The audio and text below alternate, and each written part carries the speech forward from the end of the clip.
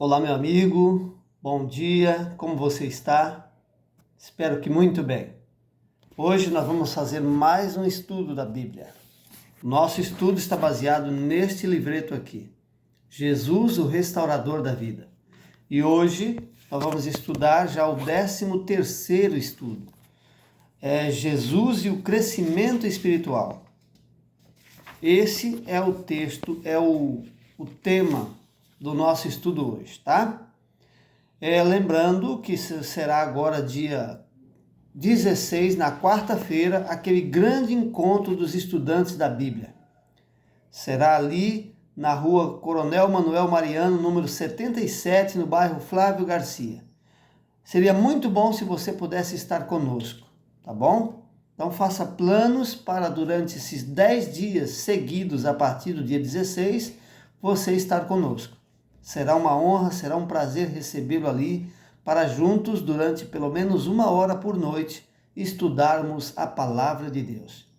Se você está gostando do estudo, se você é um estudante da Bíblia, faça esforço para estar ali conosco. Vamos fazer uma oração e vamos iniciar o nosso estudo.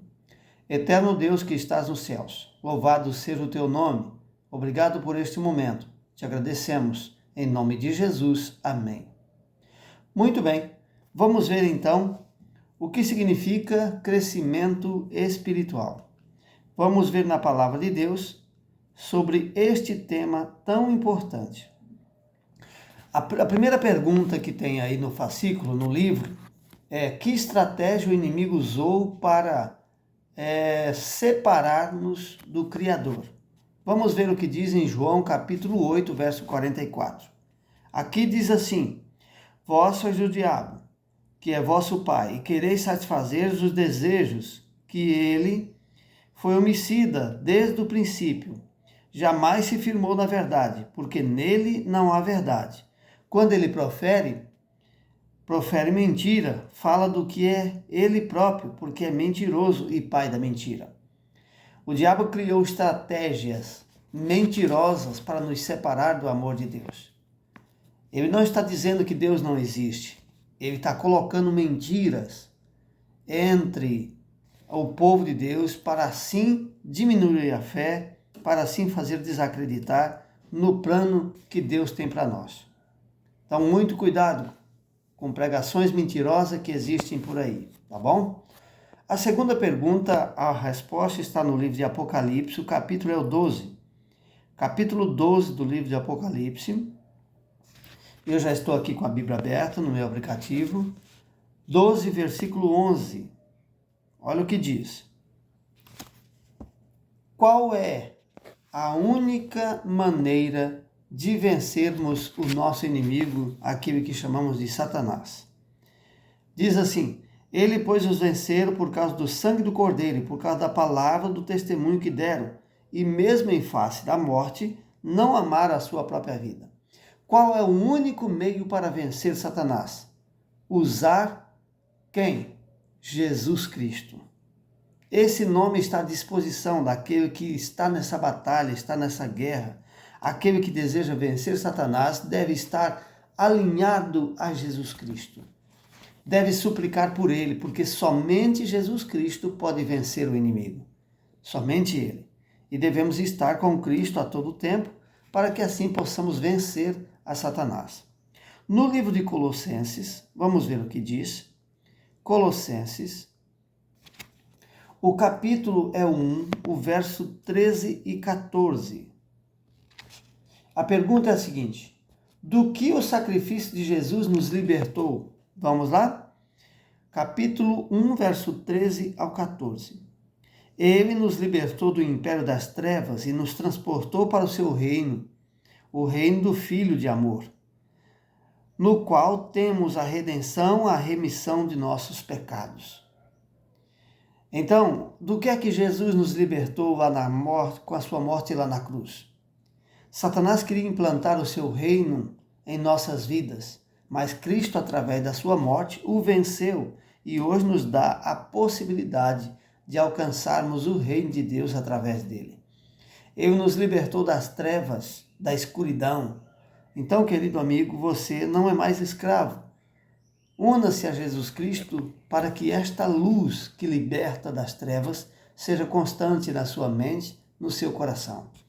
Ok? Vamos para o texto seguinte, 2 Coríntios. No livro de 2 Coríntios, capítulo 5, verso 17. O que acontece com aqueles que estão em Cristo? Olha o que diz esse texto. Aqueles que estão com Cristo, aqueles que entregaram a vida a Jesus Cristo, o que acontece com eles? 5, verso 17. Olha assim, olha aqui o que diz. E assim, se alguém está em Cristo, é nova criatura. As coisas antigas já passaram, e eis que tudo se fez novo. A Bíblia está dizendo que aquele que está em Jesus Cristo, aquele que entregou seu coração a Jesus Cristo, tudo a partir de agora se fará novo. Muita gente se culpa pelas coisas que praticaram no passado. Queridos, pode até não ter sido coisas boas, mas Jesus Cristo está dizendo hoje, vamos começar de novo, vamos começar do zero, e ele diz, se você estiver em mim, é nova criatura. As coisas antigas já passaram e tudo se fez novo. Ele chega ao ponto de dizer, na sua palavra, que os nossos pecados ele lança nas profundezas do mar. Nas profundezas. Então, entregue a sua vida a Jesus Cristo. Cresça diante dele espiritualmente, cresça com ele. Nós somos como uma semente que, regrada pelo Espírito Santo, vai crescer e dar frutos. Os frutos são frutos semelhantes aos frutos de Cristo, frutos de amor, frutos de paz, frutos de compreensão. Enfim, é assim que acontece. A palavra de Deus é muito clara. Ela está dizendo, se você está em Cristo, você se tornará nova criatura. O próximo texto que vamos ler é Efésios capítulo 6. Vamos ver o que diz Efésios capítulo 6, o verso 12 e o verso 13. Vamos ver. A pergunta diz assim, por que o apóstolo recomenda usarmos toda a armadura de Deus no conflito para os poderes espirituais do mal, contra os poderes espirituais do mal? Olha o que diz aqui, porque a nossa luta não é contra a carne. A nossa luta, amigo, não é contra as pessoas que nos cercam. Talvez algumas pessoas podem até ser usadas ou deixar ser usadas pelo inimigo. Mas a Bíblia está dizendo, a nossa luta não é contra a carne nem contra o sangue, e sim contra os principados e potestades, contra os dominadores desse mundo tenebroso, contra as forças espirituais do mal nas regiões celestes. Portanto, tomai toda a armadura de Deus para que possais resistir no dia mau. E depois de ter desvestido tudo, permaneceis inabaláveis. Olha o que a Bíblia está dizendo. A Bíblia está dizendo que tem uma armadura que nós podemos vestir, e essa é chamada de armadura de Deus. Compreende? Porque nós entramos numa batalha. A nossa guerra é contra um inimigo voraz que vai tentar nos destruir a todo custo, a todo ponto. E Deus está dizendo assim, vista-se dessa armadura e então você estará preparado para a guerra.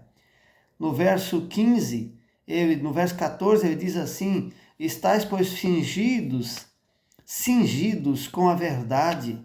A primeira ferramenta dessa armadura é a verdade, a couraça da justiça. Calçai, pois, os pés com a preparação do evangelho, embraçando sempre o escudo da fé, no qual podeis apagar os dardos inflamados do inimigo. Tomai também o capacete da salvação e a espada do Espírito, que é a palavra de Deus.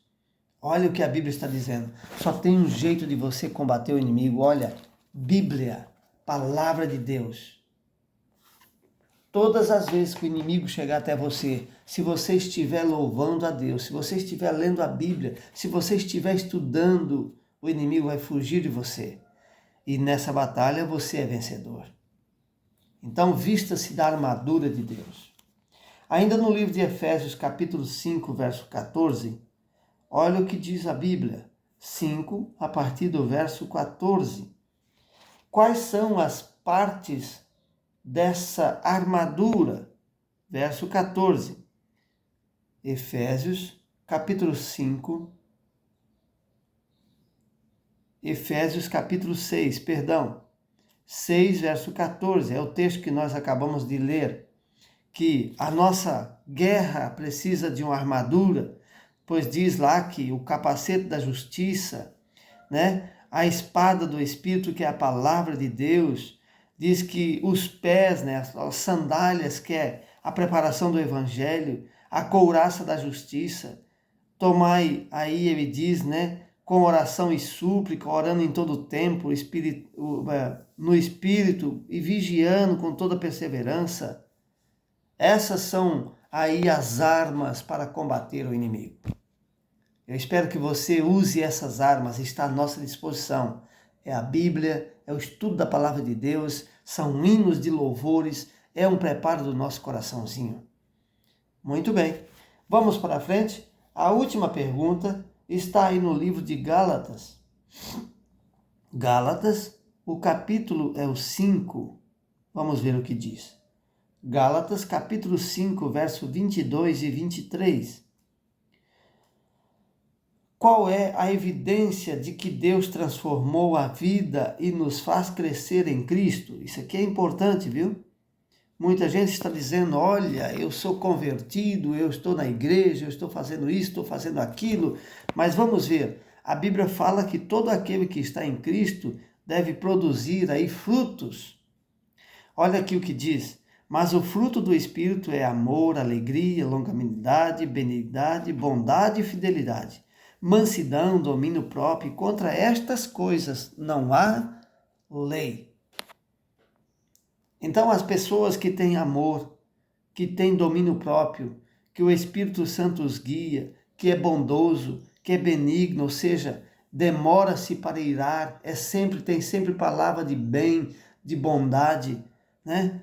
Bondade, tem fidelidade em seu coração, mansidão, como está difícil mansidão em nossos dias.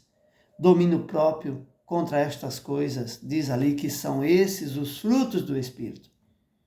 Que Deus abençoe e eu espero que você adquira esses frutos do Espírito estudando a palavra de Deus. Não se desanime, não se desespere com as condições desse mundo. Creia sempre em Jesus Cristo, pois Ele é o autor e consumador da nossa fé. Que Deus o abençoe, que Deus o proteja e o guarde, em nome de Jesus. Amado Deus, toma esta pessoa em tuas mãos nesse momento. Transforme a sua vida, transforme a vida de sua família, em nome de Jesus Cristo. Amém.